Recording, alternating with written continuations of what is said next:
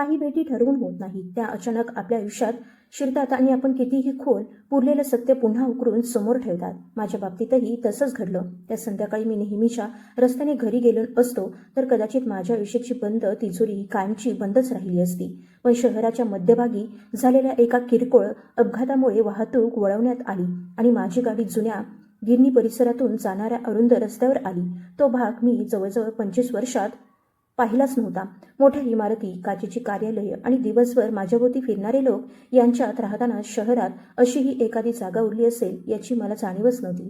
रस्त्याच्या कडेला जुन्या लोखंडी पत्र्यांच्या आडोशाखाली काही लहान विक्रेते बसले होते.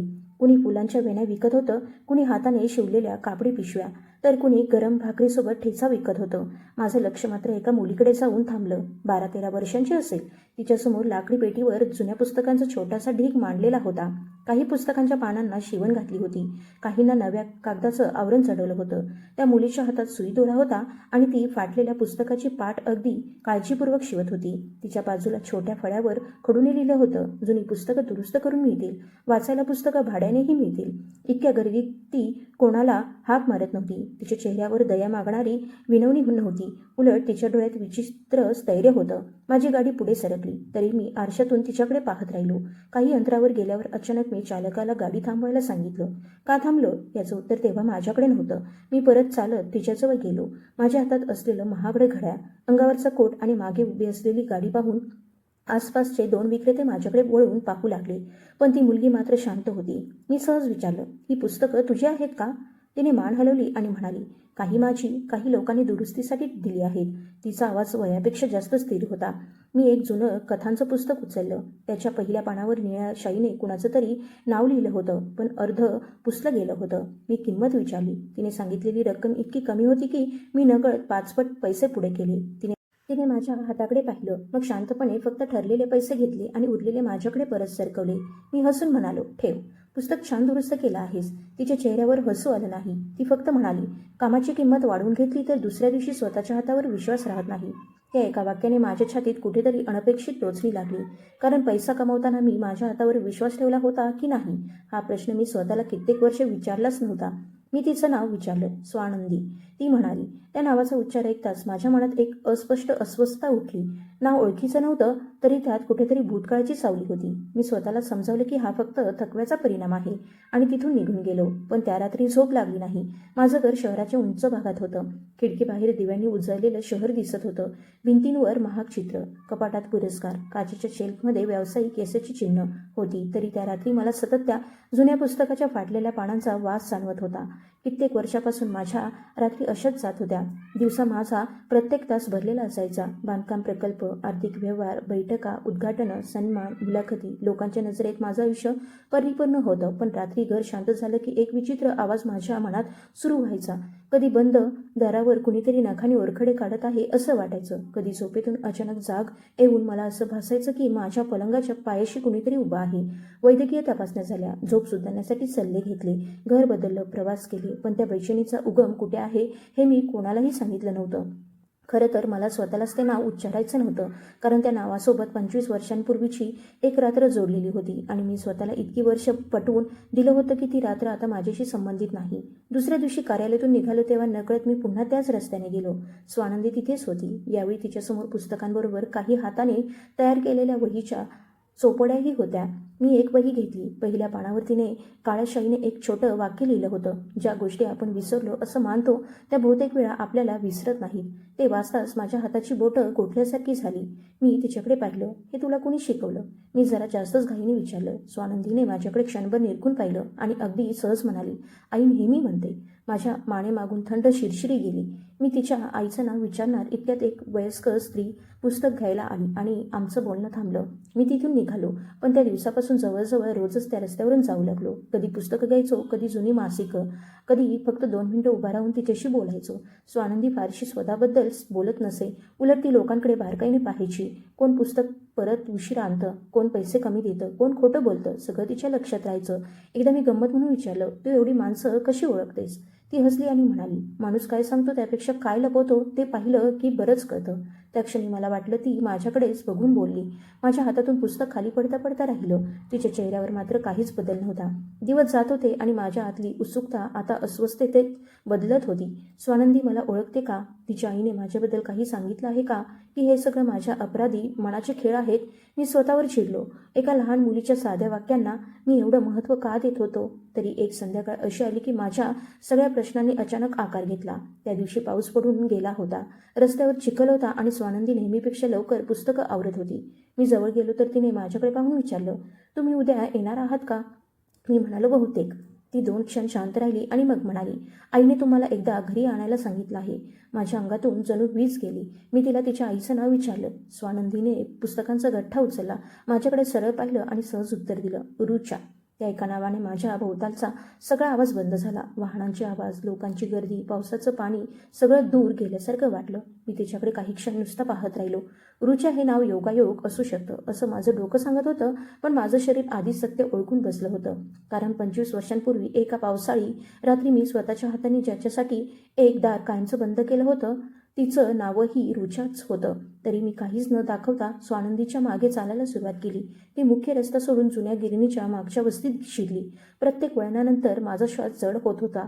एका ठिकाणी भिंतीवर अर्धवट पुसलेली जुन्या कारखान्याची पाटी दिसली आणि माझे पाय क्षणभर थांबले. ती पाटी मी आधी पाहिली होती, खूप वर्षांपूर्वी, त्या रात्री. स्वानंदीने मागे वळून विचारलं, काय झालं? मी मान हलवली आणि पुढे चालू लागलो. काही वेळाने ती एका जुन्या दगडी इमारतीसमोर थांबली. दरवाजेच्या वरच्या लाकडी चौकटीत एक छोटंसं चिन्ह कोरलेलं होतं. ते पाहताच माझ्या हातातून छत्री खाली पडली, कारण अगदी तसंच चिन्ह मी 25 वर्षांपूर्वी एका कागदाच्या खाली स्वतःच्या सहीजवळ पाहिलं होतं आणि त्या एका सहीनंतर एका स्त्रीचं संपूर्ण आयुष्य उद्ध्वस्त झालं होतं. स्वानंदीने दरवाजावर 3दा ठोका दिला आणि आतून एका स्त्रीचा आवाज आला, स्वानंदी, दार उघडा आहे. तो आवाज ऐकताच माझ्या छातीत दडलेलं जुनं भय जागं झालं. स्वानंदीने दार ढकललं. आतल्या अंधारातून एक स्त्री पुढे आली आणि तिचा चेहरा प्रकाशात दिसण्याच्या आधीच मला समजलं, मी ज्या सत्यापासून 25 वर्ष पळत होतो ते आज माझ्यापेक्षा फक्त काही पावलं दूर उभं होतं. दुसऱ्या दिवशी मी मुद्दाम त्या जुन्या गिरणीच्या रस्त्याने गेलो. स्वानंदी नेहमीच्या जागी बसली होती, पण यावेळी तिच्यासमोर पुस्तकांऐवजी काही जुन्या वह्या, कापडी पिशव्या आणि रंगीत कागदांनी बांधलेल्या छोट्या नोंदवह्या ठेवल्या होत्या. मी तिच्याजवळ जाऊन एक नोंदवही उचलली आणि किंमत विचारली. तिने सांगितलेली रक्कम ऐकून मी सहज जास्त पैसे तिच्यासमोर ठेवले. ती काही क्षण त्या नोटांकडे पाहत राहिली. मला वाटलं ती आनंदाने घेईल, पण तिने 2 नोटा बाजूला काढल्या आणि बाकीचे पैसे माझ्या हातावर ठेवले. मी विचारलं, ठेव ना, तुझ्या कामाला उपयोगी पडतील. ती शांतपणे म्हणाली, गरजेपेक्षा जास्त मदतीची सवय झाली की माणूस स्वतःची किंमत विसरतो. तिच्या आवाजात हट्ट नव्हता, पण इतका ठामपणा होता की मी काहीच बोलू शकलो नाही. त्या छोट्याशा मुलीने माझ्यासमोर माझ्याच आयुष्याचा आरसा धरल्यासारखं वाटलं.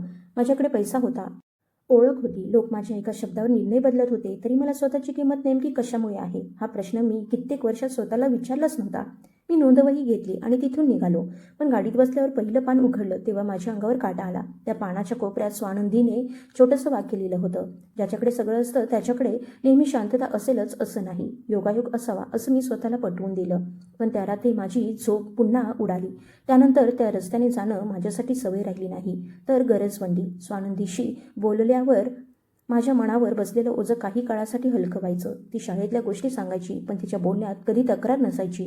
एका दिवशी तिने मला सांगितलं की ती सकाळी एका वाचनालयात पुस्तकं लावायला मदत करते आणि त्या बदल्यात तिला जुनी पुस्तकं घरी नेऊन वाचायला मिळतात. दुसऱ्या दिवशी समजलं की संध्याकाळी ती शेजारच्या 2 लहान मुलांना अक्षर ओळख शिकवते. मी गंमत म्हणून विचारलं, तू स्वतः एवढी लहान आहेस, मग दुसऱ्यांना काय शिकवतेस? ती हसली आणि म्हणाली, वयाने मोठं असणं आणि काहीतरी समजलेलं असणं वेगळं असतं. त्या उत्तराने मी काही क्षण स्तब्ध झालो. माझ्या कार्यालयात माझ्यापेक्षा वयाने लहान लोक माझ्यासमोर बोलताना 10 वेळा विचार करायचे, पण ही मुलगी माझ्याशी असं बोलत होती जणू तिला माझ्या बाहेरच्या रूपापेक्षा आतलं काहीतरी जास्त दिसत होतं. काही दिवसांनी मुसळधार पाऊस सुरू झाला. मी गाडीत बसून तिची वाट पाहत राहिलो, पण ती आली नाही. विचित्र बैचेनीने मी जवळपास तासभर तिथेच थांबलो. स्वतःवरच मला आश्चर्य वाटत होतं. एका मुलीच्या गैरहजेरीमुळे मी एवढा अस्वस्थ का झालो होतो? दुसऱ्या दिवशी ती दिसली तेव्हा नकळत माझ्या तोंडून निघालं, काल कुठे होतीस? ती माझ्याकडे थोडी आश्चर्याने पाहू लागली, मग म्हणाली, आईची तब्येत बरी नव्हती. रुचा हे नाव जवळजवळ माझ्या तोंडातून बाहेर पडलं होतं. मी शेवटच्या क्षणी स्वतःला थांबवलं. स्वानंदीने मात्र माझ्या चेहऱ्याकडे बारकाईने पाहिलं. तिच्या नजरेत क्षणभर संशय चमकून गेला. मी विषय बदलण्यासाठी तिच्या शिक्षणाबद्दल विचारलं. ती म्हणाली की तिला पुढे काय व्हायचं हे अजून ठरलेलं नाही, पण तिला लोकांच्या कागदपत्रांमध्ये होणाऱ्या फसवणुकीबद्दल शिकायचं आहे. माझ्या हातातली नोंदवही अचानक जड झाली. मी विचारलं, असं का? ती सहज म्हणाली, आई म्हणते कधी कधी एका चुकीच्या सहीमुळे पूर्ण आयुष्य बदलतं. माझा श्वास क्षणभर अडकला. मी तिच्याकडे पाहिलं, पण ती खाली मान घालून पुस्तकांना आवरण लावत होती. तिने ते वाक्य सहज बोललं होतं की मुद्दाम, हे मला कळत नव्हतं. आमच्या भेटी वाढत गेल्या तसं मला स्वानंदीच्या जगाबद्दल थोडं थोडं कळू लागलं. तिचं आणि तिच्या आईचं आयुष्य फार साधं होतं. त्या दोघी कोणाकडूनही उधार घेणं टाळायच्या. स्वानंदीने एकदा अभिमानाने सांगितलं की त्यांच्या घरात महिन्याचा खर्च लिहून ठेवण्यासाठी एक वेगळी वही आहे आणि 1 रुपया कुठे गेला हेही तिच्या आईला माहीत असतं. मी हसून म्हणालो, तुझी आई फार कडक दिसते. स्वानंदी लगेच गंभीर झाली. कडक नाही, सावध आहे. लोकांवर लवकर विश्वास ठेवला तर त्याची किंमत आयुष्यभर भरावी लागू शकते, असं ती म्हणते. तिचं वाक्य संपेपर्यंत माझ्या कपाळावर घाम जमा झाला होता. त्या दिवशी थंडी असूनही मला उकाडा जाणवत होता. मी तिच्याकडे अधिक प्रश्न विचारले नाहीत, पण आता प्रत्येक भेटीत मला जाणवू लागलं होतं की स्वानंदीच्या साध्या बोलण्यातून कुणीतरी माझ्या भूतकाळाचे तुकडे माझ्यासमोर टाकत आहे. ती स्वतः काही जाणत होती की नाही याची खात्री नव्हती, तरी तिच्याजवळ गेल्यावर मनाला शांतता मिळण्याऐवजी आता एक वेगळा स्थान सुरू झाला होता. सर्वात विचित्र गोष्ट म्हणजे त्या ताणापासून दूर जाण्याऐवजी मी रोज पुन्हा तिच्याजवळ जात होतो. जणू माझ्या मनाचा एक भाग सत्यापासून घाबरत होता, तर दुसरा भाग अनेक वर्षानंतर ते सत्य ऐकण्यासाठी आतुर झाला होता. एका संध्याकाळी स्वानंदीने मला एक छोटं पुस्तक हातात दिलं. हे तुमच्यासाठी, ती म्हणाली. मी किंमत विचारली तर तिने नकारार्थी मान हलवली. हे विकायचं नाही. मी पुस्तक उघडलं. आतल्या पहिल्या पानावर काहीच लिहिलं नव्हतं. मी हसून विचारलं, मग मला का दिलंस? ती म्हणाली, कधी कधी रिकाम्या पानावर माणूस जे लिहितो त्यातून त्याला स्वतःबद्दल जास्त कळतं. मी तिच्याकडे पाहत राहिलो. ती पुढे म्हणाली, तुम्ही रोज इथे येता, पण तरीही तुमच्या चेहऱ्यावर नेहमी असं दिसतं की तुम्ही कुठेतरी दुसरीकडे अडकलेले आहात. त्या क्षणी माझ्या अंगातून थंड लहर गेली. इतक्या वर्षात माझ्या जवळच्या लोकांनीही माझ्या चेहऱ्यामागचं काही पाहिलं नव्हतं आणि ही मुलगी काही आठवड्यात ते ओळखत होती. मी काही उत्तर देण्याआधीच तिचा दूरध्वनी वाजला. तिने तो उचलला. 2 शब्द ऐकले आणि तिच्या चेहऱ्याचा रंग बदलला. मी लगेच येते, एवढंच म्हणत तिने घाईघाईने सामान गोळा करायला सुरुवात केली. मी विचारलं, काय झालं? ती थांबली, माझ्याकडे पाहिलं आणि म्हणाली, आईने मला लगेच घरी बोलावलं आहे आणि विचित्र गोष्ट म्हणजे तिने तुमच्याबद्दल विचारलं. त्या रात्री पुन्हा झोप उडाली. माझ्या खोलीतला मंद पिवळा दिवा बंद करूनही डोळे मिटत नव्हते. घरातली प्रत्येक वस्तू महागडी होती, पण त्या वस्तूंनी शांतता विकत घेतली नव्हती. खिडकीबाहेर शहराचा उजेड पसरला होता आणि माझ्या आत मात्र काहीतरी सतत कुरतडत होतं. दुसऱ्या दिवशी स्वानंदीला भेटल्यावर नकळत मी तिच्यासाठी एक चांगला पेन संच आणि काही कोऱ्या वह्या घेऊन गेलो. तिने वस्तू हातात घेतल्या, 2 क्षण पाहिल्या आणि पेन संच माझ्याकडे परत केला. वही ठेवते, त्याची गरज आहे, पण हे महाग आहे, ती म्हणाली. मी हसत विचारलं, किंमत तुला कशी कळली? ती म्हणाली, गरज आणि दिखावा यांच्यातला फरक ओळखता येतो. त्या एका उत्तराने मी पुन्हा शांत झालो. ती माझ्याशी आदराने बोलायची, पण कधीही खुश करण्याचा प्रयत्न करत नसे. कधी मी उशिरा पोहोचलो तर ती माझी वाट पाहत बसत नसे. कधी 2 दिवस गेलो नाही तर तक्रार करत नसे. तरी तिसऱ्या दिवशी भेटलो की तिच्या चेहऱ्यावर अगदी सहज आनंद उमटायचा. त्या नात्यात मागणं नव्हतं, म्हणून कदाचित मला ते जास्त खऱ्यासारखं वाटत होतं. एकदा मी तिला विचारलं, तू एवढी शांत कशी राहतेस? ती थोडा विचार करून म्हणाली, आई म्हणते मनात खूप अपेक्षा साठवल्या की दुःखाला ही जागा मिळते. काम करत राहिलं की भीती थोडी मागे राहते. रुच्याचा उल्लेख झाला की माझ्या मनात हलकीशी धडधड सुरू व्हायची, पण मी स्वतःला समजावत राहिलो की हे नाव आणि तिच्या काही वाक्यांचा भूतकाळाशी काही संबंध नसणार. दिवस पुढे सरकत गेले आणि स्वानंदी माझ्या दिवसाचा एक वेगळाच भाग बनली. एकदा मी तिथे पोहोचलो तेव्हा तिच्यासमोर शाळेच्या पुस्तकांचा गठ्ठा पडला होता. ती काही जुन्या पानांना पारदर्शक पट्टी चिटकवत होती. मी मदत करू का विचारलं तर ती हसली. तुमच्या हातांना हे काम जमेल? तिच्या आवाजात चेष्टा होती. मी कोट काढून बाजूला ठेवला आणि तिच्यासमोर बसलो. पहिल्याच पुस्तकाचं आवरण वाकडं झालं. ती इतकी मनापासून हसली की मलाही नकळत हसू आलं. कित्येक वर्षांनी मी कोणासमोर स्वतःची चूक लपवली नाही. त्या क्षणांचं साधेपण मला विचित्ररित्या हलकं करून गेलं. पण काही वेळाने तिच्या वहीतून एक जुना कागद खाली पडला. मी तो उचलायला गेलो तेव्हा तिने झटकन माझ्या आधी तो उचलला. तिच्या चेहऱ्यावर क्षणभर भीती चमकली. मी सहज विचारलं, काय आहे? तिने कागद दुमडून पिशवीत ठेवला आणि म्हणाली, आईचा जुना कागद आहे. ती कोणाला हात लावू देत नाही. माझी नजर नकळत त्या कागदाच्या एका कोपऱ्यावर गेली होती. तिथे निळ्या रंगाचं अर्धवट गोल शिक्क्यासारखं चिन्ह दिसलं. ते पाहताच माझ्या पोटात गोळा आला. अगदी तसंच चिन्ह माझ्या आठवणीत कुठेतरी होतं. कुठे हे त्या क्षणी आठवत नव्हतं, पण ते विसरलेलं नव्हतं हे मात्र निश्चित होतं. त्या दिवसानंतर माझी शांतता आणखी बिघडली. रात्री मला एकाच स्वप्नाचा वेगवेगळा आकार दिसू लागला. मोठं बंद दार, त्यावर ओलसर निळा ठसा आणि दाराच्या पलीकडून कोणीतरी माझं नाव हळू आवाजात पुकारत आहे. मी जागा झाल्यावर बराच वेळ माझ्या हातांकडे पाहत बसायचो. सकाळी कार्यालयात गेल्यावर मात्र नेहमीसारखा चेहरा दाखवायचो. एका मोठ्या व्यवहारासाठी लोक माझी वाट पाहत होते, पण बैठकीत समोर ठेवलेल्या कागदावर निळा शिक्का पाहताच माझं लक्ष उडालं. मला राग आला आणि मी बैठक अर्ध्यावर सोडली. गाडीत बसल्यावर थेट स्वानंदीकडे गेलो. ती त्या दिवशी असामान्यपणे आनंदात होती. माझ्याकडे पाहताच म्हणाली, आज लवकर आलात? मी काही उत्तर दिलं नाही. ती थोडी जवळ आली आणि हळू आवाजात म्हणाली, आईनं काल तुमच्याबद्दल पुन्हा विचारलं. माझ्या छातीत धस्स झालं. काय विचारलं? मी शक्य तितक्या सामान्य आवाजात विचारलं. स्वानंदीने माझा चेहरा पाहिला आणि म्हणाली, तुम्ही नेहमी उजव्या हातात घड्याळ घालता का? एवढंच. माझे हात आपोआप गोठले, कारण ही माझी अनेक वर्षांची सवय नव्हती. मी घड्याळ उजव्या हातात घालायला सुरुवात केली होती एका विशिष्ट घटनेनंतर, आणि ते कारण माझ्याशिवाय फक्त एकाच व्यक्तीला माहीत होतं. मी तिला काहीच विचारलं नाही. उलट त्या दिवशी लवकर निघण्याचा विचार केला. तेवढ्यात स्वानंदीने माझा हात धरला. आज चला ना आमच्या घरी, ती म्हणाली. तिच्या आवाजात इतका सहज आनंद होता की माझ्या मनातली भीती आणखी वाढली. मी कारण शोधू लागलो, पण तिने पुढे सांगितलं, आईने स्वतः बोलावलं आहे. आता नकार देणं म्हणजे माझ्या भीतीची कबुली देणं होतं. मी गाडी तिथेच ठेवली आणि तिच्यासोबत चालू लागलो. मात्र ती मला मागच्या वेळी दिसलेल्या जुन्या वस्तीकडे घेऊन गेली नाही. आम्ही रेल्वे रेषेजवळच्या बंद पडलेल्या गोदामांच्या दिशेने निघालो. सूर्य खाली झुकत होता. लांबवरच्या लोखंडी पत्र्यांवर पडणारा वारा विचित्र आवाज करत होता. काही अंतरावर स्वानंदीने मुख्य रस्ता सोडून एका अरुंद पायवाटेवर वळण घेतलं. दोन्ही बाजूला उंच गवत, गंजलेलं लोखंडी खांब आणि मोडक्या भिंती होत्या. मी विचारलं, तुमचं घर इथे आहे? ती म्हणाली, आता आहे, आधी नव्हतं. त्या उत्तराने मला अनामिक धक्का बसला. पायवाट पुढे एका जुन्या कामगार वसाहतीत शिरली. तिथली अनेक घरं बंद होती. काहींच्या खिडक्यांना फळ्या ठोकलेल्या होत्या. अचानक एका घराच्या भिंतीवर मला 3 अक्षरं दिसली. फिकट झालेल्या रंगातूनही ती स्पष्ट ओळखू येत होती. WUM. माझा श्वास अडखळला. विश्वंभर उद्योग मंडळ. माझ्या वडिलांनी वर्षापूर्वी सुरू केलेल्या पहिल्या कारखान्याचं जुनं नाव. मी स्वानंदीला थांबवणार इतक्यात ती पुढच्या घरासमोर जाऊन उभी राहिली. त्या घराच्या दाराला लटकलेल्या पितळी घंटीवर तेच निळं गोल चिन्ह कोरलेलं होतं, जे मी तिच्या कागदावर पाहिलं होतं. अचानक माझ्या डोक्यात 25 वर्षांपूर्वीचा एक बंद कप्पा उघडल्यासारखा झाला. त्या शिक्क्याचा अर्थ मला आठवला. तो कोणत्याही संस्थेचा शिक्का नव्हता. तो आमच्या कुटुंबाच्या जुन्या मालकीच्या कागदांवर वापरला जाणारा खास ठसा होता. माझ्या तोंडाला कोरड पडली. स्वानंदीने दारावर हात ठेवला आणि मागे वळून म्हणाली, आई म्हणाली आहे, तुम्ही आलात की आधी काहीही विचारू नका.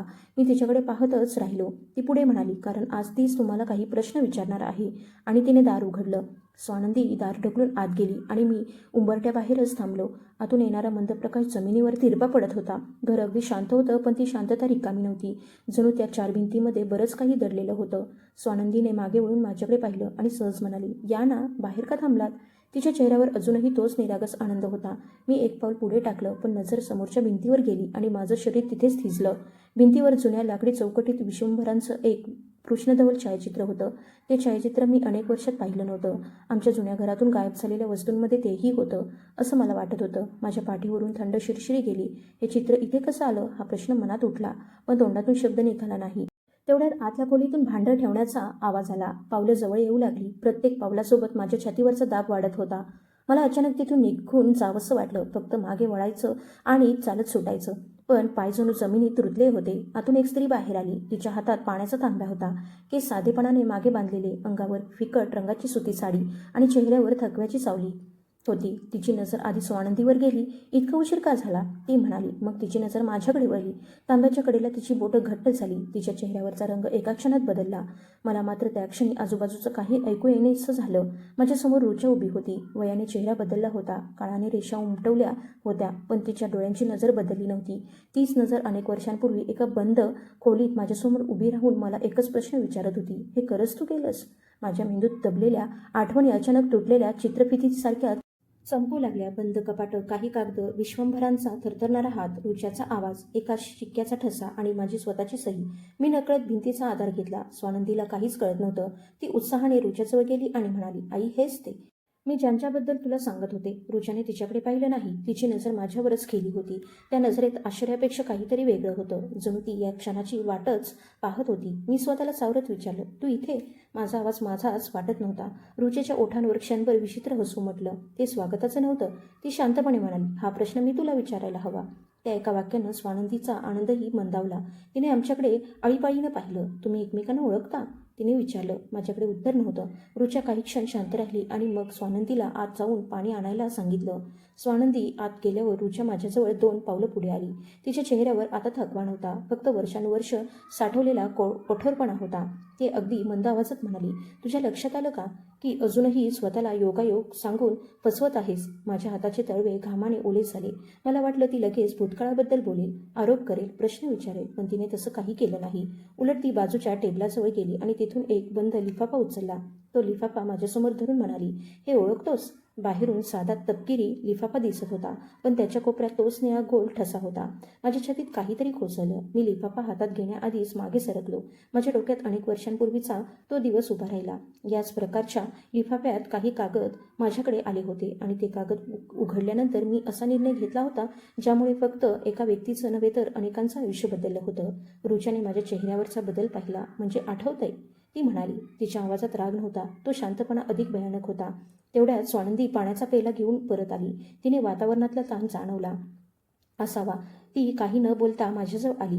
मी पेला हातात घेतला, पण बोटं इतकी थरथरत होती की पाणी सांडलं. स्वानंदी घाबरून म्हणाली, तुम्हाला बरं नाही का? मी उत्तर द्यायचा प्रयत्न केला, पण रुचा मध्येच म्हणाली, त्यांना फक्त जुनी गोष्ट आठवली आहे. स्वानंदी तिच्याकडे वळली. कुठली? रुचा काही क्षण शांत राहिली. मग तिने माझ्याकडे पाहत उत्तर दिलं, जिच्यामुळे आपण या घरात राहतो. माझ्या पायाखालची जमीन जणू सरकली. मला पहिल्यांदाच जाणवलं की स्वानंदीला कदाचित पूर्ण सत्य माहीत नव्हतं, पण रुचा ते आज सांगणार होती. मी लगेच म्हणालो, रुचा, तिच्यासमोर नको. हे शब्द तोंडातून निघताच स्वानंदीचा चेहरा बदलला, कारण मी तिच्या आईचं नाव प्रथमच सहजपणे उच्चारलं होतं. तिने संशयाने विचारलं, तुम्हाला आईचं नाव आधीपासून कसं माहीत? त्या प्रश्नाने खोलीत पुन्हा शांतता पसरली. रुचाने डोळे मिटून एक खोल श्वास घेतला. मग ती स्वानंदीच्या खांद्यावर हात ठेवून म्हणाली, कारण हे आपल्या आयुष्यात पहिल्यांदाच आलेले नाहीत. माझ्या अंगातला उरलेला धीरही संपला. मी रुचाकडे विनवणीने पाहिलं, पण तिच्या चेहऱ्यावर निर्णय आधीच झालेला होता. ती पुढे म्हणाली, काही माणसं घरातून निघून जातात, पण त्यांनी केलेल्या गोष्टी घरातच राहतात. स्वानंदीच्या चेहऱ्यावर आता भीती स्पष्ट दिसत होती. तिने माझ्याकडे पाहून विचारलं, तुम्ही नक्की कोण आहात? माझ्या तोंडातून काहीच निघालं नाही. रुचाने टेबलवरचा लिफाफा उचलला, तो स्वानंदीच्या हातात दिला आणि अगदी शांत आवाजात म्हणाली, याचं उत्तर यात आहे. स्वानंदीने लिफाफ्याच्या कडेला बोट ठेवलं आणि मी पहिल्यांदाच मनापासून घाबरलो, कारण तो लिफाफा उघडला असता तर माझं नावच नाही तर मी इतकी वर्ष जपलेलं संपूर्ण आयुष्य तिच्यासमोर उघडं पडणार होतं. स्वानंदीच्या हातातला तो तपकिरी लिफाफा पाहून माझ्या अंगातलं उरलेलं बळही संपलं. ती तो उघडणार एवढ्यात मी अचानक मागे सरकलो. रुचाने मला थांबवलं नाही. ती फक्त माझ्याकडे पाहत राहिली. तिच्या चेहऱ्यावर ना रागाचा उद्रेक होता ना प्रश्न, पण त्या शांत नजरेत असं काहीतरी होतं की मला स्वतःचा श्वासही जड वाटू लागला. स्वानंदीने गोंधळून विचारलं, तुम्ही जाताय? मी तिच्याकडे पाहण्याचं धाडस केलं नाही. मला थोडं काम आठवलं. एवढंच म्हणत मी दारातून बाहेर पडलो. मागून स्वानंदीचा आवाज आला, पण मी थांबलो नाही. त्या कामगार वसाहतीतून बाहेर पडताना मला वाटत होतं की प्रत्येक बंद खिडकीतून कुणीतरी माझ्याकडे पाहत आहे. काही घरांच्या भिंतींवर जुन्या आकड्यांचे फिकट ठसे दिसत होते. त्या आकड्यांनी माझ्या डोक्यात विस्मरणात केलेल्या तारखा जाग्या केल्या. 1 वर्ष, 1 महिना आणि 1 दिवस, ज्याबद्दल मी स्वतःशी सुद्धा कधी बोललो नव्हतो. मी चालत नव्हतो, जणू कुणीतरी माझा पाठलाग करत आहे अशा घाईने पुढे जात होतो. मागे पाहायची हिंमत होत नव्हती, कारण मला भीती रुचा माझ्या मागे येईल याची नव्हती. मला भीती होती की मागे वळल्यावर मला माझाच जुना चेहरा दिसेल. गाडीपर्यंत पोहोचल्यावर मी दार उघडण्याचा प्रयत्न केला, पण किल्ली हातून 2दा खाली पडली. माझ्या मनगटावरची नाडी एवढी जोरात धडधडत होती की बोटं सुन्न झाली होती. मी कसाबसा आत बसलो. इंजिन सुरू केलं, पण काही क्षण गाडीत हलवलीच नाही. समोरच्या काचेत माझं प्रतिबिंब दिसत होतं. लोकांसमोर नेहमी आत्मविश्वासाने उभा राहणारा चेहरा त्या क्षणी पूर्णपणे परका वाटत होता. कपाळावर घाम, डोळ्यात भीती आणि ओठांवर थरथर. मी स्वतःलाच कुजबुजलो. ती रुचा नव्हती, असूच शकत नाही. पण माझ्या डोक्याला पटवणं शक्य होतं, शरीराला नाही. तिच्या आवाजाने, तिच्या नजरेने आणि त्या निळ्या ठशाने माझ्या आत बंद केलेलं सगळं पुन्हा उघडलं होतं. मी गाडी सुरू केली. शहरातल्या गर्दीत परत आलो तरी कानात एकच वाक्य घुमत होतं, काही माणसं घरातून निघून जातात, पण त्यांनी केलेल्या गोष्टी घरातच राहतात. घरी पोहोचलो तेव्हा अंगणातले दिवे लागले होते. दरवाजा उघडणाऱ्या रखवालदाराने माझ्याकडे पाहून काहीतरी विचारलं, पण मी उत्तर न देता आत गेलो. दिवाणखान्यात भिंतींवर माझे सत्कार व्यावसायिक पारितोषिकं आणि वृत्तपत्रांतील कात्रणं लावलेली होती. रोज त्या गोष्टी पाहताना अभिमान वाटायचा. त्या दिवशी मात्र प्रत्येक चौकट मला खोटारडा म्हणत असल्यासारखी वाटत होती. मी सरळ वरच्या खोलीत गेलो आणि कपाटाच्या अगदी वरच्या कप्प्यातून एक जुनी लोखंडी पेटी खाली काढली. ही पेटी मी वर्षानुवर्ष उघडली नव्हती. तिची किल्ली मात्र मी कधी फेकून दिली नव्हती. का, याचं उत्तर मला आजपर्यंत द्यायचं नव्हतं. पेटी उघडताच जुन्या कागदांचा वास खोलीत पसरला. आत काही छायाचित्र, 2 पत्र, एक मोडलेलं घड्याळ आणि काळसर झालेला कापडी तुकडा होता. त्या तुकड्यावर निळ्या रंगाचा तोच गोल ठसा उमटवलेला होता. माझा श्वास थांबला. आता कोणताही योगायोग उरला नव्हता. मी पलंगाच्या कडेला बसलो आणि हातातलं जुनं छायाचित्र उघडलं. त्यात आम्ही तिघं होतो. मी, रुचा आणि विश्वंभर. त्यावेळी आमचं जुनं घर नदीकाठी होतं. अंगणात मोठं जांभळाचं झाड आणि मागे लहानसं कारखान्याचं कार्यालय होतं. रुचा माझ्यापेक्षा काही वर्षांनी लहान होती, पण घरात सगळ्यांची लाडकी. ती चंचल नव्हती, उलट शांत, निरीक्षण करणारी आणि प्रत्येक गोष्ट मनापासून करणारी होती. विश्वंभर मात्र तिच्याशी वेगळ्याच विश्वासाने बोलायचे. आर्थिक व्यवहार असो, कामगारांचा प्रश्न असो किंवा घराचा निर्णय, ते तिला समजावून सांगायचे. मला तेव्हा त्याचा अर्थ वेगळाच वाटायचा. मी त्यांचा मुलगा असूनही ते अनेक गोष्टी तिच्याशी चर्चा करतात. ही गोष्ट माझ्या मनात हळूहळू काट्यासारखी रुतत गेली होती. एकदा मी रागाने विचारलंही होतं, सगळं शिकवायचं असेल तर मला शिकवा, रुचाला एवढं कशाला सांगता? विश्वंभर हसले होते. त्यांनी माझ्या खांद्यावर हात ठेवून म्हटलं होतं, व्यवसायाला मालकापेक्षा विश्वासू माणूस जास्त लागतो. त्यावेळी ते वाक्य साधं वाटलं होतं. नंतर मात्र मी त्याचा अर्थ माझ्या सोयीने बदलून घेतला. काळ पुढे सरकत गेला तसं विश्वंभरांचं काम मोठं होत गेलं, पण त्यासोबत घरातले ताणही वाढले. एका मोठ्या व्यवहारात त्यांनी माझा निर्णय थांबवला होता. मला तातडीने शहराबाहेरची जमीन विकत घ्यायची होती. किंमत मोठी होती, परतावा त्याहून मोठा वाटत होता, पण विश्वंभरांनी कागद तपासून तो व्यवहार नाकारला. मला अपमान वाटला. त्यांच्यासमोर मी काही बोललो नाही, पण त्या रात्री पहिल्यांदाच माझ्या मनात स्पष्ट विचार आला, जोपर्यंत निर्णय त्यांच्या हातात आहे तोपर्यंत मी कधी स्वतःच्या मनाप्रमाणे जगू शकणार नाही. काही आठवड्यांनी मला आणखी एक धक्का बसला. त्यांच्या अभ्यासिकेबाहेरून जाताना मला रुचाचा आवाज ऐकू आला. दार पूर्ण बंद नव्हतं. विश्वंभर तिला काही कागद दाखवत होते. मी बाहेरून 2च शब्द ऐकले, संयुक्त हक्क. माझ्या पायाखालची जमीन सरकल्यासारखी झाली.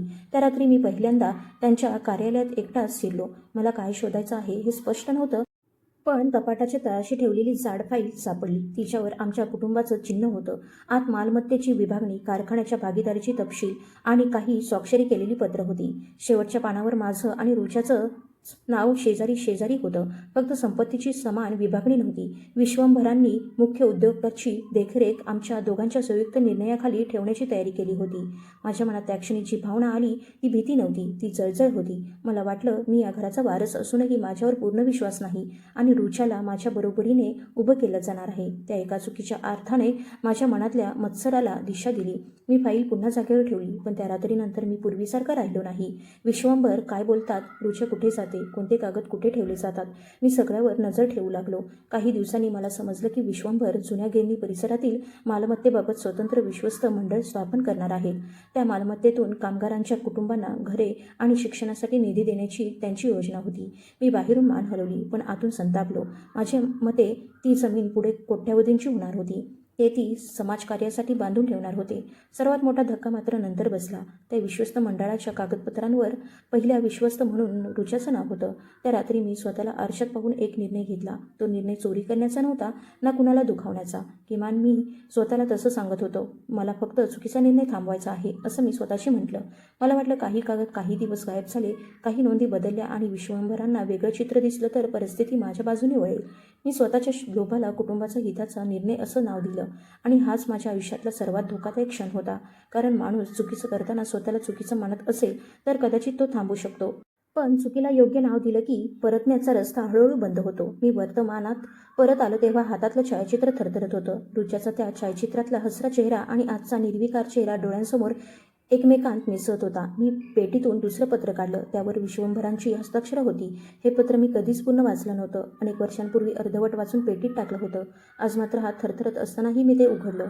पहिल्याच ओळीत लिहिलं होतं, माझ्या दोन्ही मुलांनी हे पत्र एकत्र वाचावं. माझ्या छातीत धस्स झालं. पुढची ओळ वाचताच मी उभाच राहिलो, कारण विश्वंभरांनी त्या पत्रात संपत्तीबद्दल काहीही लिहिलं नव्हतं. त्यांनी एका अशा घटनेचा उल्लेख केला होता जिच्याबद्दल मला आजपर्यंत वाटत होतं की रुचाला काहीच माहीत नव्हतं. विश्वंभरांचं ते पत्र हातात धरून ओढून बसलो असताना माझ्या आठवणी एका वेगळ्याच दिवसावर जाऊन थांबल्या. त्यावेळी घरात अचानक शोककळा पसरली होती. विश्वंभर काही दिवसांपासून थकलेले दिसत होते, पण त्यांनी कधीच स्वतःच्या प्रकृतीबद्दल फारसं बोललं नव्हतं. एका पहाटे कारखान्यात जाण्याची तयारी करत असतानाच ते अभ्यासिकेत कोसळले आणि त्यानंतर त्यांना पुन्हा शुद्ध आली नाही. त्या घटनेने घराचा आधार एका क्षणात निघून गेला.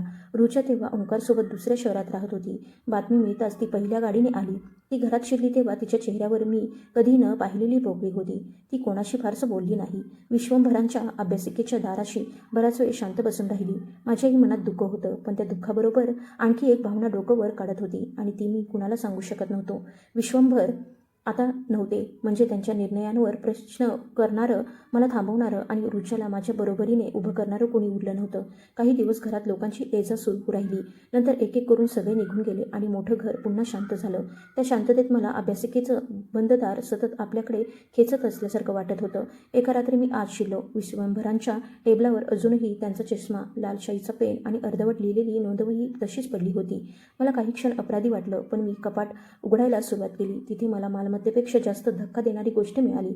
विश्वंभरांनी उद्योगाच्या मालकीचा मोठा हिस्सा एका स्वतंत्र कौटुंबीय विश्वस्त व्यवस्थेत ठेवण्याची तयारी केली होती. त्या व्यवस्थेतील निर्णय माझ्या एकट्याच्या हातात नसणार होते. रुच्याला समान मताधिकार देण्यात आला होता आणि जुन्या गिरणीच्या जमिनीबाबत तिची संमती आवश्यक होती. मी कागद पुन्हा पुन्हा वाचत राहिलो. माझ्या मनात एकच विचार फिरू लागला. विश्वंभर गेल्यानंतरही त्यांनी माझ्या हातात पूर्ण सत्ता ठेवली नव्हती. पुढचे काही दिवस मी बाहेरून अगदी सामान्य वागत राहिलो. रुच्या दुःखातून सावरत होती. ती ओंकारसोबत परत जाण्याची तयारी करत होती, पण माझ्या डोक्यात मात्र वेगळंच गणित सुरू झालं होतं. गिरणीची जमीन त्या काळात फारशी मौल्यवान वाटत नव्हती, पण शहराच्या विस्ताराचा आराखडा मला आधीच मिळाला होता. काही वर्षात तिथून नवीन व्यापारी मार्ग जाणार होता. ती जमीन माझ्या पूर्ण ताब्यात आली असती तर माझं व्यावसायिक साम्राज्य अनेक पटींनी वाढलं असतं. रुच्याला ही माहिती नव्हती. मी स्वतःला समजावत राहिलो की तिच्या वाट्याचा आर्थिक मोबदला कधीतरी देईन, पण खरं तर मला वाटणीच नको होती. मला अधिकार हवा होता. मी जुने कागद थेट बदलण्याचा विचार केला नाही. तो धोका खूप मोठा होता. त्याऐवजी मी वेगळी वाट निवडली. विश्वंभरांच्या कंपनीत पूर्वी हिशोब विभागात काम केलेला महादेव परांजपे नावाचा माणूस काही वर्षांपूर्वी गैरव्यवहारामुळे काढून टाकला गेला होता. मला आठवलं की त्याच्याकडे जुन्या शिक्क्यांच्या नोंदी, दस्तऐवजांची पद्धत आणि खात्यांची रचना याची बारीक माहिती होती. मी त्याला शहराबाहेरच्या एका बंद भोजनगृहात भेटायला बोलावलं. तो माझ्यासमोर बसला तेव्हा त्याच्या चेहऱ्यावर आश्चर्यापेक्षा सावधपणा जास्त होता. मी थेट मुद्द्यावर आलो नाही. आधी त्याच्या आर्थिक अडचणींबद्दल बोललो, मग हळूहळू एक प्रस्ताव त्याच्यासमोर ठेवला. मला आधी कागदपत्रांची साखळी तयार करायची होती, ज्याच्यामुळे असं दिसेल की विश्वंभरांनी गिरणीच्या जमिनीबाबत आधीच वेगळी आर्थिक बांधिलकी स्वीकारली होती आणि त्यामुळे रुच्याचा निर्णयाधिकार जवळजवळ निरर्थक ठरेल. महादेव बराच वेळ शांत राहिला. मग तो म्हणाला, कागद तयार करणं अवघड नाही, अवघड आहे त्यांना जुना इतिहास देणं. मी त्याचा अर्थ विचारला. तो पुढे झुकून म्हणाला, खोटा कागद आज बनतो, पण खरा वाटण्यासाठी त्याचा मागचा प्रवासही दिसला पाहिजे. नोंदवही, पत्रव्यवहार, देयकांची नोंद, बैठकीचा उल्लेख. एक खोटं टिकवायला 10 खोट्या खुणा लागतात. त्याच्या शब्दांनी मला मागे हटायला हवं होतं. उलट माझ्या डोक्यात योजना अधिक स्पष्ट झाली. मी त्याला विचारलं, हे करता येईल का? त्याने माझ्याकडे बराच वेळ पाहिलं आणि उत्तर दिलं, किंमत पैशातच मोजावी लागेल असं नाही. त्या क्षणी मला पहिल्यांदा जाणवलं की मी एका अशा माणसाला आत घेत आहे जो पुढे माझ्यावरच नियंत्रण मिळवू शकतो. तरी मी थांबलो नाही. 2 आठवड्यात महादेवने मला काही जुन्या नोंदींच्या प्रती दाखवल्या. त्यात थेट मालकी बदललेली नव्हती, उलट आणखी धोकादायक रचना होती. गिरणीच्या जमिनीवर अनेक वर्षांपूर्वी एक खासगी कर्जभार निर्माण झाल्याचं दाखवलं जाणार होतं. तो कर्जभार माझ्या नावाशी संबंधित एका कंपनीकडे वळवला जाणार होता. रुच्याचा हिस्सा कागदावर राहणार होता, पण प्रत्यक्ष निर्णय क्षमता संपणार होती. जर तिने विरोध केला तर तिला मोठ्या कर्जाच्या जबाबदारीत अडकावं लागणार होतं. मी विचारलं, तिला हे कळणार नाही? महादेव हसला नाही. तो फक्त म्हणाला, तिला कागद वाचायला वेळ मिळाला तर कळेल, विश्वास ठेवला तर कधीच नाही. हे वाक्य माझ्या मनात रुतलं, कारण रुच्या माझ्यावर विश्वास ठेवत होती. काही दिवसांनी ती परत जाण्याआधी माझ्याशी बोलायला आली. तिच्या हातात विश्वंभरांची जुनी नोंदवही होती. ती म्हणाली, बाबांनी काही काम अपूर्ण ठेवली आहेत, तू सांभाळशील ना? तिच्या आवाजात संशय नव्हता, उलट आधार होता. मी तिच्याकडे पाहताना काही क्षण स्वतःचा तिरस्कार केला, पण त्याचवेळी माझ्या डोक्यात महादेवचे कागद होते. मी तिला शांतपणे सांगितले की काही आर्थिक पुनर्रचना करावी लागेल, काही अधिकृत संमतीपत्र द्यावी लागतील आणि तिची सही आवश्यक असेल. रुच्या सहज म्हणाली, तू आधी पाहून घे, मला एवढं कळत नाही. फक्त बाबांनी कामगारांसाठी जे ठरवलं होतं ते बदलू नकोस. त्या एका वाक्याने माझ्या हातातली कागदपत्र अचानक जड झाली, कारण मी जे करणार होतो त्यात सर्वात आधी नष्ट होणार होती तीच विश्वंभरांनी कामगारांसाठी राखून ठेवलेली जमीन. त्या रात्री महादेव माझ्या कार्यालयात आला. त्याने अंतिम कागद माझ्यासमोर ठेवले. खाली 3 ठिकाणी रिकामी जागा होती. 2 ठिकाणी माझी सही आणि शेवटच्या जागी रुच्याची. मी कागदाकडे पाहत राहिलो. अजूनही परत फिरता आलं असतं. महादेवने पेन माझ्याकडे सरकवला आणि शांत आवाजात म्हणाला, "आज निर्णय घ्या. उद्या या कागदांचा अर्थ बदलू शकतो." मी पेन हातात घेतला. माझ्या डोळ्यांसमोर विश्वंभरांचा चेहरा आला, पण पुढच्या क्षणी मला त्या जमिनीवर उभ्या राहणाऱ्या उंच इमारती दिसू लागल्या. मी पहिली सही केली, मग दुसरी, तिसरी जागा रिकामीच राहिली. ती जागा रुच्याची होती आणि मला माहीत होतं की त्या रिकाम्या जागेपर्यंत पोहोचण्यासाठी मला तिचा विश्वास तोडावा लागणार होता. रुचेची सही मिळवण्यासाठी मी तिच्याकडे थेट कागद घेऊन गेलो नाही. उलट काही दिवस मी तिच्याशी नेहमीपेक्षा जास्त जवळीक दाखवली. विश्वंभरांच्या जुन्या वस्तू आवडताना तिला फोन करायचो, त्यांच्या आठवणी काढायचो आणि प्रत्येक वेळी तिला एकच सांगायचो, "तू काळजी करू नकोस, इथलं सगळं मी सांभाळतो." तिच्या मनात माझ्याबद्दलचा विश्वास अजून घट्ट व्हावा हाच त्यामागचा हेतू होता. अखेर एका दुपारी मी तिला जुन्या कारखान्याच्या कार्यालयात बोलावलं.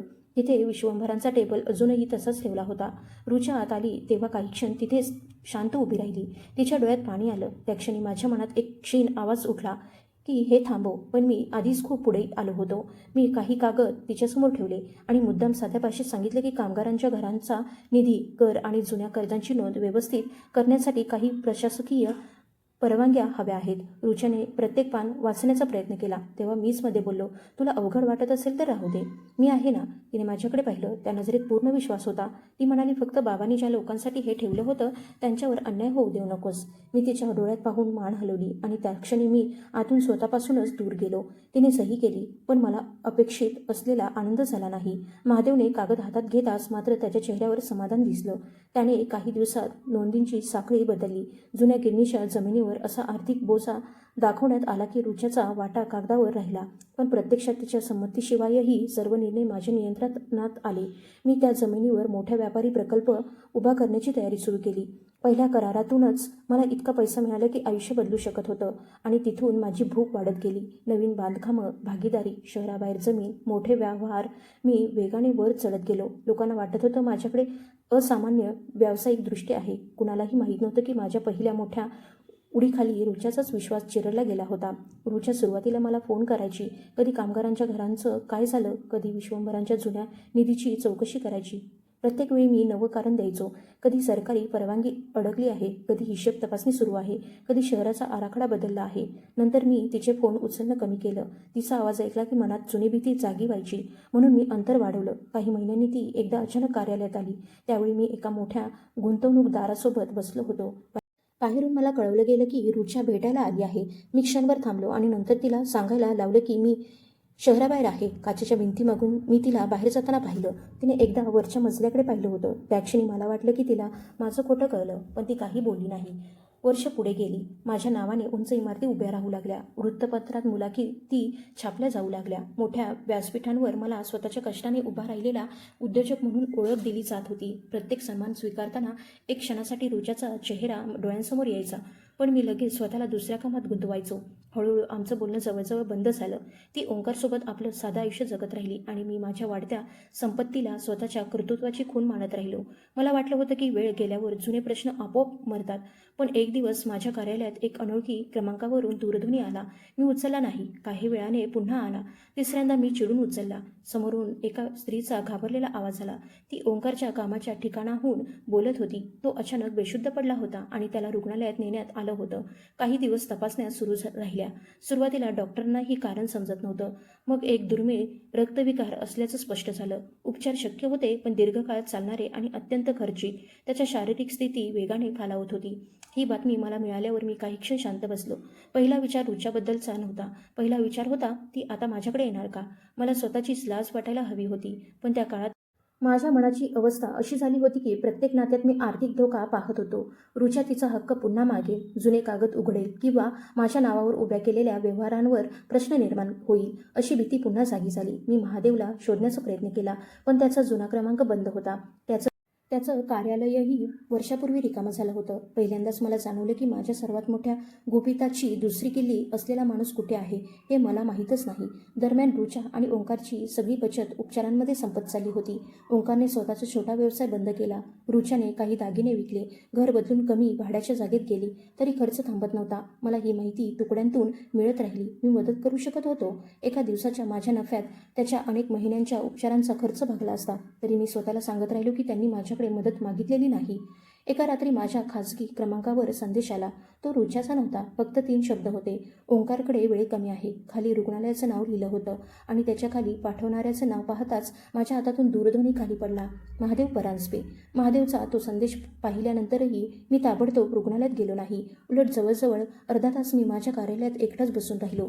मनाच्या एका कोपऱ्यातून आवाज येत होता की ओंकारची अवस्था खरीच गंभीर असेल, पण दुसरा आवाज सतत सांगत होता की महादेव अचानक इतक्या वर्षांनी का समोर आला? रुच्याला काही कागद सापडले का? त्यांनी दोघांनी मिळून मला अडचणीत आणण्याचा काही मार्ग शोधला आहे का? लोभानंतर माणसाच्या मनात सर्वात आधी काय मरतं तर विश्वास. मी स्वतः इतका फसवा झालो होतो की दुसऱ्याची खरी हतबलताही मला डाव वाटू लागली होती. दुसऱ्या दिवशी सकाळी माझ्या कार्यालयाच्या स्वागत कक्षातून मला कळवलं गेलं की एक स्त्री माझी वाट पाहत आहे. मी नाव विचारलं आणि काही क्षण शांत झालो. रुचा. अनेक वर्षांनी ती माझ्या कार्यालयात आली होती. मी तिला आत बोलावलं नाही. जवळपास 20 मिनिटं तिला बाहेर बसून ठेवलं. त्यावेळेत मी मुद्दाम 2 बैठका पूर्ण केल्या. जणू तिच्यापेक्षा माझं काम अधिक महत्त्वाचं आहे हे स्वतःलाच सिद्ध करायचं होतं. शेवटी मी बाहेर आलो तेव्हा ती खुर्चीत बसलेली होती. तिच्या अंगावर साधी साडी होती. केस विस्कटलेले होते आणि अनेक रात्री झोप न लागल्यामुळे डोळ्यांभोवती काळी वर्तुळं पडली होती. पण मला सर्वात जास्त अस्वस्थ केलं ते तिच्या हातातल्या एका छोट्या कापडी पिशवीने. मी जवळ गेल्यावर तिने ती पिशवी उघडली. आत काही जुन्या दागिन्यांचे तुकडे, 2 चांदीची नाणी आणि विश्वंभरांनी तिला लहानपणी दिलेला सोन्याचा छोटासा लॉकेट होता. ती शांत आवाजात म्हणाली, मला काही फुकट नको, हे घे. याची जितकी किंमत होईल तितकी करून दे. ओंकारचा उपचार थांबू नये एवढंच. त्या क्षणी माझ्या छातीत काहीतरी हललं, पण माझा अहंकार त्याहून वेगाने जागा झाला. मी विचारलं, माझ्याकडेच का आलीस? ती काही क्षण माझ्याकडे पाहत राहिली. मग म्हणाली, कारण अजूनही कुठेतरी मला वाटत होतं की विश्वंभरांचा मुलगा पूर्णपणे बदलला नसेल. त्या वाक्याने मला मदत करायला हवं होतं, पण उलट ते माझ्या अहंकाराला घाव घालून गेलं. मी तिच्या पिशवीकडे न पाहता म्हणालो, माझ्या नावाने चालणाऱ्या संस्थांमध्ये रोज शेकडो लोक मदतीसाठी येतात. प्रत्येकाची जबाबदारी मी घेऊ शकत नाही. रुच्याच्या चेहऱ्यावरची शेवटची आशा त्या क्षणी विझली. ती म्हणाली, मी संस्था म्हणून आलेली नाही, बहीण म्हणून आले आहे. मी लगेच उत्तर दिलं, आपण दोघांनी हे नातं खूप आधी मागे सोडलं आहे. हे शब्द तोंडातून बाहेर पडल्यावर काही क्षण ती नुसती माझ्याकडे पाहत राहिली. मग तिने पिशवी पुन्हा बांधली. ती रडली नाही, आवाज वाढवला नाही, विनवणीही केली नाही. उलट उठताना तिच्या चेहऱ्यावर असा शांतपणा होता की मला क्षणभर भीती वाटली.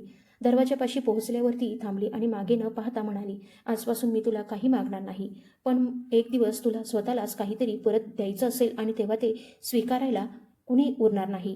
ती निघून गेली आणि मला काही क्षण त्या वाक्याचा अर्थ समजला नाही. काही दिवसांनी महादेव पुन्हा भेटायला आला. यावेळी त्याने माझ्यावर आरोप केला नाही. तो फक्त म्हणाला, तुला माहीत आहे का, ओंकारच्या उपचारासाठी लागणारी रक्कम तुझ्या एका दिवसाच्या व्यवहाराच्या नफ्यापेक्षा कमी आहे. मी चिडून त्याला बाहेर जाण्यास सांगितलं. त्याने जाताना एक वाक्य टाकलं, मी तुझ्यासाठी नोंदी बदलल्या होत्या, पण माणूस बदलताना पहिल्यांदाच पाहतोय. त्या रात्री मी पुन्हा काहीच केलं नाही. काही आठवडे गेले. एका सकाळी वृत्तपत्राच्या स्थानिक पानावर एक छोटासा मृत्यूलेख माझ्या नजरेत आला. नाव होतं ओंकार. मी तो कागद काही क्षण पाहिला आणि नंतर दुमडून बाजूला ठेवला. स्वतःला सांगितलं की ही माझी जबाबदारी नव्हती. प्रत्येकाची लढाई प्रत्येकाने लढायची असते. पण त्या दिवशी संध्याकाळी कार्यालयातून घरी गेल्यावर मी पहिल्यांदा विश्वंभरांचा जुना फोटो कपाटात बंद करून ठेवला, कारण त्यांच्या डोळ्यात पाहणं मला अस्वस्थ करू लागलं होतं. रुचा त्यानंतर गायब झाली. तिचा क्रमांक बंद झाला. जुनं घर रिकामं झालं आणि ओळखीच्या लोकांकडूनही काहीच माहिती मिळेना. मी शोधण्याचा प्रयत्न केला नाही. उलट तिचं गायब होणं माझ्यासाठी सुटकेसारखं होतं. माझं काम झपाट्याने वाढलं. जुन्या गिरणीच्या जमिनीवर व्यापारी संकुल उभं राहिलं. त्यातून आलेल्या पैशाने मी आणखी जमीन घेतली. पुढे हॉटेल, कार्यालयीन इमारती, गोदामं, गुंतवणूक अशा अनेक गोष्टी वाढत गेल्या. शहरात माझं नाव श्रीमंती आणि यशाचं प्रतीक बनलं. काही संस्थांनी मला समाजसेवेसाठी पुरस्कार दिले. त्या पुरस्कारांच्या छायाचित्रांमध्ये मी हसत होतो. पण विचित्र गोष्ट अशी की प्रत्येक मोठ्या यशानंतर रात्री तीच बेचैनी वाढत जायची. काही वेळा मला झोपेत दारावर 3 ठोके ऐकू यायचे.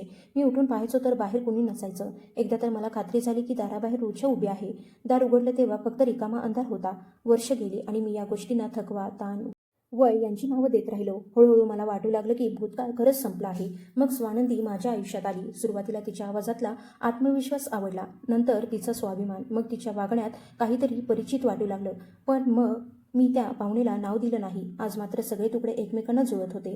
जुनी पुस्तकं दुरुस्त करून विकणारी ती मुलगी, प्रत्येक पैशाचा हिशोब ठेवणारी तिची आई, दुसऱ्याच्या मदतीपेक्षा स्वतःच्या कष्टावर उभं राहण्याचा तिचा हट्ट, विश्वंभरांचा फोटो, निळा ठसा आणि शेवटी माझ्यासमोर उभी असलेली रुचा. स्वानंदी एखादी योगायोगाने भेटलेली मुलगी नव्हती. ती ओंकार आणि रुचेची मुलगी होती. म्हणजेच मी अनेक दिवस ज्याच्यासोबत हसत बोलत होतो, जिच्या स्वाभिमानाचं कौतुक करत होतो आणि जिच्यामुळे माझ्या आयुष्यात थोडी शांतता परत आली होती, त्या मुलीच्या बालपणावर माझ्याच एका जुन्या निर्णयाची सावली होती.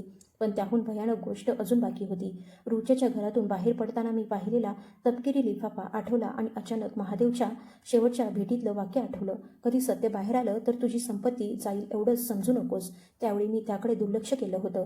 आज मात्र माझ्या अंगावर काटा आला, कारण जर तो लिफाफा मला वाटत होता तोच असेल तर रुच्याकडे केवळ माझ्या फसवणुकीचा पुरावा नव्हता, तर विश्वंभरांच्या मृत्यूपूर्वीच्या शेवटच्या काही दिवसांबद्दल अशी माहिती होती जी माझ्याही आयुष्याचं संपूर्ण सत्य बदलू शकत होती. स्वानंदीचा चेहरा डोळ्यांसमोरून हटत नव्हता. मी तिला पहिल्यांदा पुस्तक शिवताना पाहिलं होतं तेव्हा तिच्या हातातल्या त्या बारीक सुईकडे माझं लक्ष गेलं होतं.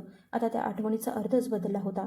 ती मुलगी आपल्या आयुष्याचे फाटलेले तुकडे स्वतःच्या हाताने जोडत होती आणि त्या फाटण्यामागे कुठेतरी माझाच हात होता. मी घराच्या मोठ्या दिवाणखान्यात एकटाच उभा होतो. समोरच्या काचेच्या भिंतीत माझं प्रतिबिंब दिसत होतं. माझ्या मागे महाग चित्र, संगमरवरी फरशी, चांदीची सजावट आणि शहराच्या मध्यभागी असलेल्या माझ्या उंच इमारतींची छायाचित्र होती. पण त्या क्षणी त्यापैकी एकही गोष्ट माझी वाटत नव्हती. उलट प्रत्येक वस्तूवर कुणाचा तरी न दिसणारा हक्क लिहिल्यासारखा भास होत होता. मी खिडकीजवळ गेलो आणि खाली उजळलेल्या शहराकडे पाहिलं. त्या शहरात माझ्या नावाने उभ्या असलेल्या कितीतरी इमारती होत्या. पण अचानक माझ्या मनात प्रश्न आला, या सगळ्याची सुरुवात कुठून झाली होती? उत्तर स्पष्ट होतं. विश्वंभरांनी कामगारांसाठी राखून ठेवलेल्या जमिनीपासून, रुचेच्या विश्वासापासून, ओंकारच्या न मिळालेल्या उपचारांपासून आणि शेवटी स्वानंदीच्या लहानपणी तिने सहन केलेल्या प्रत्येक अभावापासून. मी स्वतःला समजवण्याचा प्रयत्न केला की त्या काळात परिस्थिती वेगळी होती. मी तरुण होतो, मोठं होण्याची महत्त्वाकांक्षा होती. प्रत्येक माणूस चुका करतो. पण त्या रात्री पहिल्यांदा मी हे सगळं स्वतःला सांगताना मला माझा आवाज खोटा वाटला. चूक ती असते जी नकळत होते. मी जे केलं होतं ते विचारपूर्वक केलं होतं.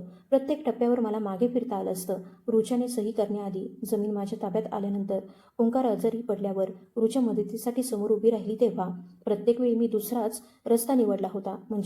म्हणजे ही एक चूक नव्हती. हा मी पुन्हा पुन्हा केलेला निर्णय होता. तेवढ्यात माझ्या दूरध्वनीवर संदेश आला. पाठवणारी स्वानंदी होती. फक्त एवढंच लिहिलं होतं, आज तुम्ही अचानक का निघून गेलात? आई काहीच सांगत नाही. माझी बोटं पडद्यावर थांबली. काही क्षण उत्तर लिहिण्याचा प्रयत्न केला, पण प्रत्येक वाक्य खोटं वाटत होतं. शेवटी मी दूरध्वनी बंद केला आणि लगेच माझ्या डोक्यात दुसरा विचार चमकला. रुच्याने तिला अजून पूर्ण सत्य सांगितलेलं नसेल, म्हणजे माझ्याकडे अजून थोडा वेळ होता. हा विचार येताच मी स्वतःच दचकलो. अजूनही माझ्या मनाचा एक भाग सत्य स्वीकारण्याऐवजी वेळ विकत घेण्याचा विचार करत होता. मी थेट तळमजल्यावरच्या जुन्या कागदपत्रांच्या खोलीत गेलो. अनेक वर्ष कुणालाही तिथे प्रवेश नव्हता. लोखंडी कपाट उघडलं आणि जुन्या फाईल्स एकामागून एक बाहेर काढायला सुरुवात केली. महादेवने तयार केलेल्या नोंदी, गिरणीच्या जमिनीच्या जुन्या नकाशांच्या प्रती, पहिल्या बांधकाम करारांची कागदपत्र आणि माझ्या सहीचे काही जुने दाखले, सगळं अजूनही तिथे होतं. मला वाटलं होतं की वर्षानुवर्षांनी या गोष्टी निरुपयोगी होतील. उलट त्या रात्री त्या प्रत्येक कागदात माझी खरी ओळख दडलेली दिसत होती. एका फाईलमध्ये मला एक अनोळखी पावती सापडली. ती ओंकारच्या उपचारांच्या काळातील होती.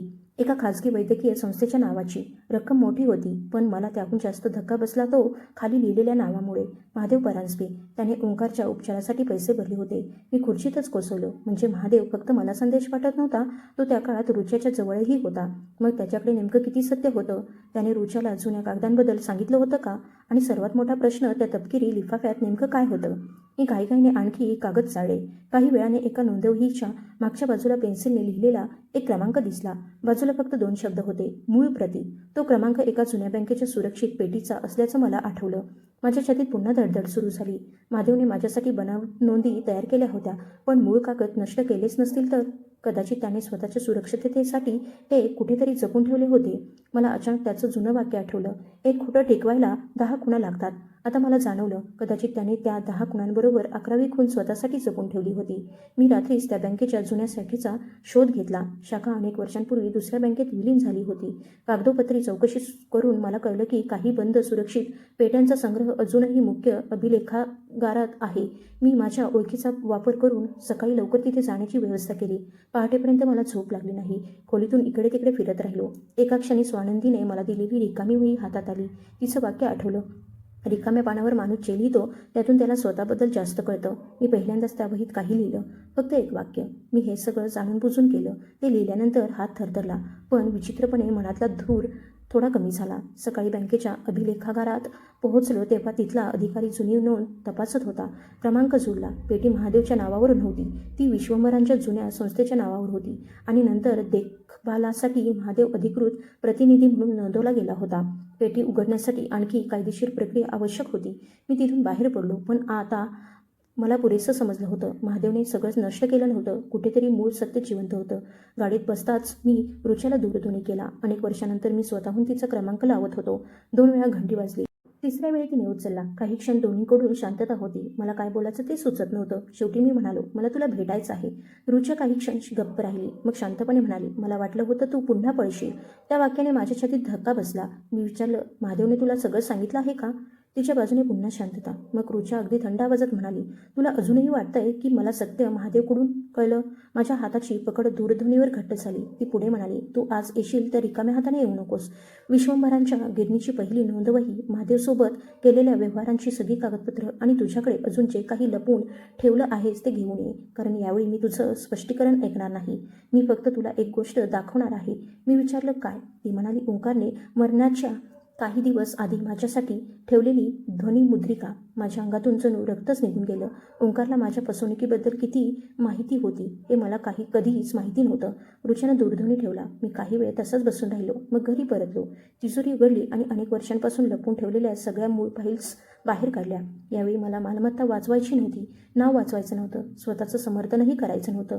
मला फक्त एकदा रुच्यासमोर बसून पूर्ण सत्य बोलायचं होतं. ती मला माफ करेल की नाही? स्वानंदी पुन्हा माझ्याशी बोलेल की नाही? माझं व्यावसायिक साम्राज्य उद्या राहील की नाही? या प्रश्नांची उत्तरं आता माझ्या हातात नव्हती. पण मी फाईल्स एका जुन्या कापडी पिशवीत भरत असतानाच शेवटच्या कप्प्यातून एक छोटा पांढरा लिफाफा खाली पडला. त्यावर विश्वंभरांच्या हस्ताक्षरात माझं नाव लिहिलं होतं आणि खाली तारीख लिहिलेली होती, त्यांच्या मृत्यूच्या आदल्या दिवसाची. विश्वंभरांच्या नावाचा तो पांढरा लिफाफा मी उघडला नाही. तो बाकी कागदांसोबत पिशवीत ठेवला आणि घराबाहेर पडलो.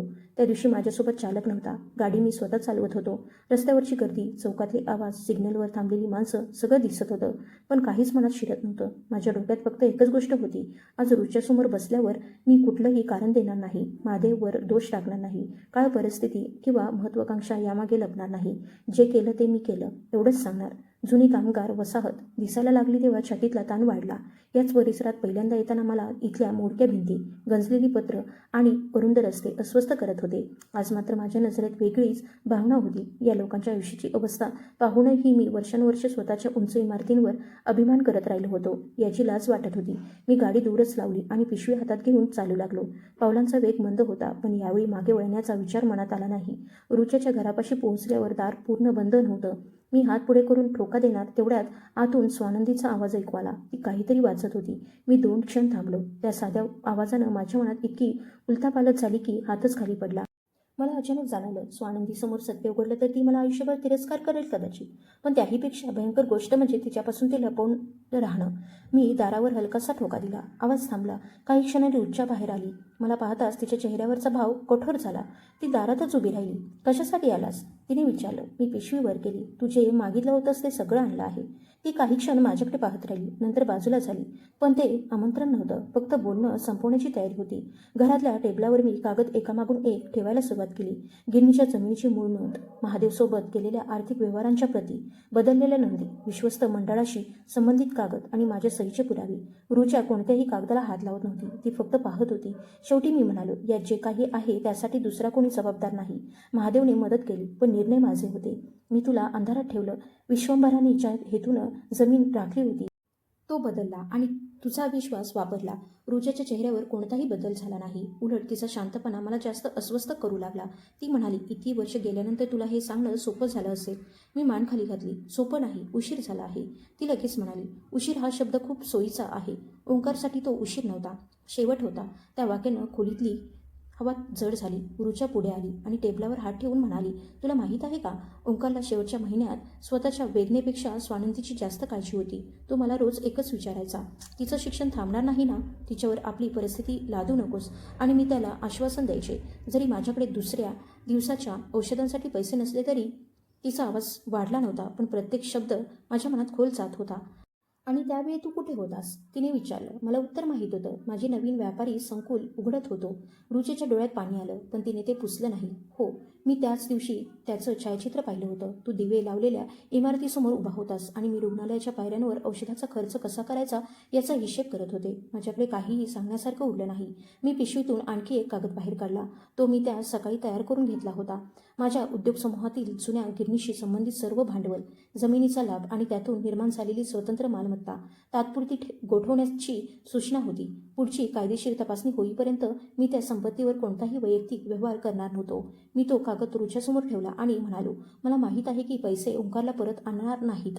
स्वानंदीची गेलेली वर्षही परत येणार नाहीत, म्हणून हे तुला दान म्हणून देत नाही. हे माझं आहेच असं आता मी मानत नाही. जे कायदेशीर आणि नैतिकदृष्ट्या परत जिथे जायला हवं तिथे जाईल. त्यासाठी माझं नाव, प्रतिष्ठा किंवा व्यवसाय गेला तरी मी थांबणार नाही. कागद उचललाही नाही. ती हळूच म्हणाली, तुला अजूनही वाटतंय प्रश्न संपत्तीचा आहे? मी तिच्याकडे पाहिलं. ती आतल्या खोलीकडे गेली आणि एका छोट्या लाकडी पेटीतून ध्वनिमुद्रणाचं जुनं साधन घेऊन आली. ते टेबलावर ठेवताना तिच्या हातात किंचित कंप होता. तू आधी हे ऐक, ती म्हणाली. माझ्या पोटात गोळा आला. मला ओंकारची ध्वनिमुद्रिका आठवली. रुच्याने ते साधन सुरू केलं. काही क्षण किरकिरणारा आवाज आला. मग ओंकारचा थकलेला एक स्पष्ट आवाज ऐकू आला. रुचा, जर कधी त्याला सत्य कळलं आणि तो परत आला तर पहिल्यांदा त्याच्याकडून पैसे घेऊ नकोस. आधी विचार कर की त्याला स्वतःच्या चुकीचा परिणाम मान्य आहे का?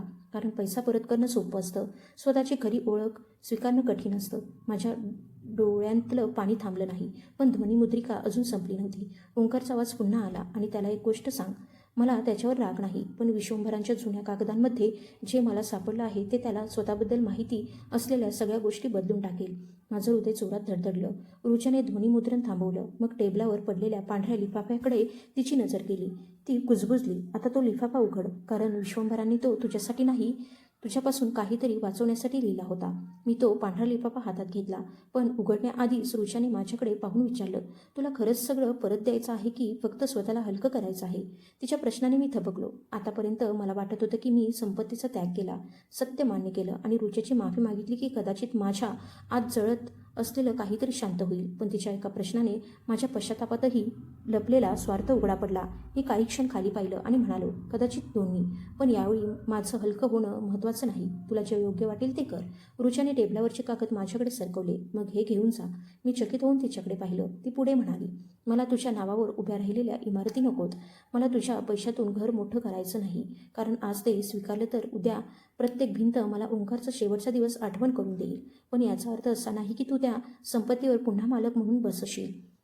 तिच्या आवाजात आता कठोर निर्णय होता. ज्या कामगारांची जमीन गेली, ज्यांच्या कुटुंबाचा निधी वळवला गेला, त्यांचा शोध घे. त्यांचं देणं आधी फेड. विश्वंभरांनी ज्यासाठी ती जागा राखली होती ते आधी पूर्ण कर. मग उरलेलं काय करायचं ते पाहू. मला जाणवलं की ती मला माफी देत नव्हती, ती मला शिक्षा निवडून देत होती आणि पहिल्यांदाच ती शिक्षा मला योग्य वाटत होती. तेवढ्यात आतल्या खोलीचं दार हललं. स्वानंदी उंबरट्यापाशी उभी होती. तिच्या हातात मी तिला दिलेली ती रिकामी वही होती. तिच्या चेहऱ्यावरचा गोंधळ पाहून माझ्या छातीत धस्स झालं. तिने आमचं किती बोलणं ऐकलं होतं हे समजत नव्हतं. ती हळूहळू रुच्याजवळ आली आणि विचारलं, ओंकार बाबांच्या उपचारांबद्दल तुम्ही का बोलत होतात आणि विश्वंभरांचं नाव तुमच्या कागदांमध्ये का आहे? रुच्याने क्षणभर डोळे मिटले. बहुधा ती हा दिवस शक्य तितका पुढे ढकलत होती, पण आता मागे जाण्यासाठी जागा उरली नव्हती. तिने स्वानंदीचा हात धरला आणि तिला आपल्या जवळ बसवलं. तुला आठवतंय ना, मी नेहमी म्हणते, काही सत्य उशिरा सांगितलं तरी ते खोटं ठरत नाही. स्वानंदीने मान हलवली. रुच्याने माझ्याकडे पाहिलं. मग आजच सत्य याने स्वतः सांगावं. त्या क्षणी माझ्या आयुष्यातली मोठ्यात मोठी सभा घेण्यापेक्षा त्या एका मुलीसमोर बोलणं कठीण वाटत होतं. मी स्वानंदी समोरच्या खुर्चीवर बसलो. तिच्या डोळ्यात पूर्वीसारखा सहज विश्वास होता, पण आता त्यामागे सावधपणा दिसत होता. मी म्हणालो, विश्वंभर माझे वडील होते. स्वानंदीची नजर रुच्याकडे गेली. मी पुढे बोललो, आणि रुचा माझी बहीण आहे. तिच्या हातातली वही हळूच मांडीवरून घसरली. काही क्षण ती पूर्णपणे निश्चल बसली. म्हणजे तुम्ही माझे? तिचं वाक्य अर्ध्यावर थांबलं. मला उत्तर द्यायला शब्द सापडले नाहीत. शेवटी मी मान हलवली. मामा. तिच्या चेहऱ्यावर आनंदाचा किंचितही स्पर्श झाला नाही. उलट ती लगेच मागे सरकली. मग तुम्ही आम्हाला आधी का सांगितलं नाही? तिच्या आवाजात पहिल्यांदाच मला राग जाणवला. मी शांतपणे म्हणालो, कारण मी त्या नावासाठी योग्य वागलो नव्हतो. रुच्याने काहीही थांबवलं नाही. मी स्वानंदीला जितकं तिच्या वयाला समजेल तितकं सत्य सांगायला सुरुवात केली. मी विश्वंभरांच्या निर्णयात बदल केला, रुच्याचा विश्वास वापरला, गिरणीच्या जमिनीचा हेतू बदलला आणि नंतर परिस्थिती गंभीर असताना मदत करण्याची संधी असूनही दूर राहिलो. मी काही गोष्टींचे तपशील टाळले, पण स्वतःला निर्दोष दाखवणारा एकही शब्द वापरला नाही. स्वानंदी प्रत्येक वाक्यासोबत अधिक शांत होत गेली. शेवटी तिने फक्त एकच प्रश्न विचारला, ओंकार बाबांना मदत केली असती तर ते वाचले असते का? त्या प्रश्नाचं निश्चित उत्तर माझ्याकडे नव्हतं. मी खोटं आश्वासन देऊ शकलो असतो, पण आज पुन्हा एक खोटं बोलायची हिंमत माझ्यात नव्हती. मी म्हणालो, मला माहीत नाही, कदाचित नाही, पण त्यांना उपचाराची चांगली संधी मिळाली असती आणि मी ती संधी देऊ शकलो असताना दिली नाही, एवढं सत्य आहे. स्वानंदी उठली. तिच्या डोळ्यात पाणी आलं होतं, पण तिने ते पुसलं. ती खिडकीजवळ जाऊन काही वेळ बाहेर पाहत राहिली. मग माझ्याकडे न वळता म्हणाली, तुम्ही मला नेहमी सांगायचात की माझ्यात आत्मसन्मान आहे. मी काही बोललो नाही. ती पुढे म्हणाली, तो मला आईने शिकवला, कारण तिला कुणाच्या दयेवर जगायचं नव्हतं. म्हणजे तिच्या त्या सगळ्या आयुष्यामागे तुमचाही काही भाग आहे. मला उत्तर देणं शक्य झालं नाही. थोड्या वेळाने ती परत आमच्याकडे आली. तिचा चेहरा अजूनही दुखावलेला होता. मी आत्ता तुम्हाला माफ करू शकत नाही, ती म्हणाली. मला त्या शब्दांनी वेदना झाली, पण आश्चर्य नाही. आणि मी आईलाही तुम्हाला माफ कर असं सांगणार नाही, कारण चुकीचं तुम्ही केलं आहे. ते दुरुस्तही तुम्हालाच करायचं आहे. रुचेने तिच्याकडे पाहिलं. तिच्या डोळ्यात प्रथमच त्या दिवशी वेगळी चमक आली, दुःखात मिसळलेला अभिमान. मी स्वानंदीला म्हणालो, तू मला माफ करू नकोस. मी त्यासाठी इथे आलोही नाही. ती लगेच म्हणाली, पण तुम्ही आलात ते माफी मागायलाच.